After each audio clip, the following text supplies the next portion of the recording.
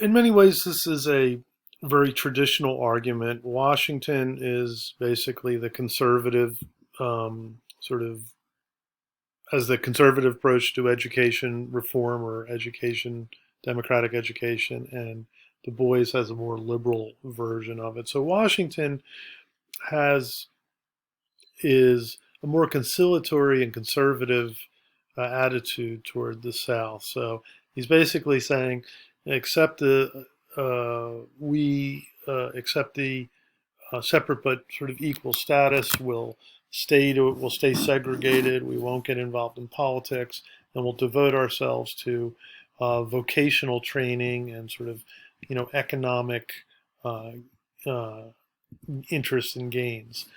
Du Bois, on the other hand, is presenting the idea of the talented tenth, right? So he doesn't think that vocational education is the way to not only um, bring a society back to, bring a culture back together, but also lead it into the future and make it part of American democratic culture.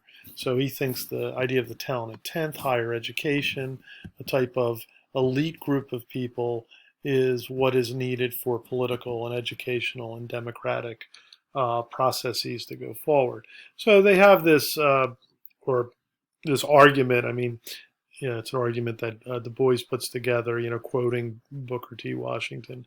So you can use this as a way of looking at the idea of democracy and education, again, with chapter 4 and chapter 6. Okay.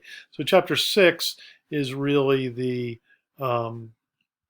big one where he talks about higher education in the black university. A good, sort of quote at the end I always like to show is a very IH quote.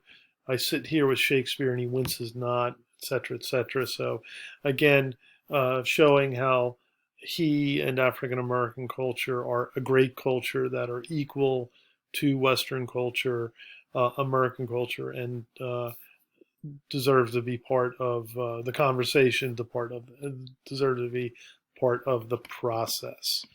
Okay, and so that leads us to moving to the second part of the text. Okay, so we skip a few chapters here, and then you get to the chapter on the African American Church, which is the faith of the fathers. I'm going to skip here to talk about the passing of the firstborn. Okay, so this is a memoiristic piece that he inserts into the anthology.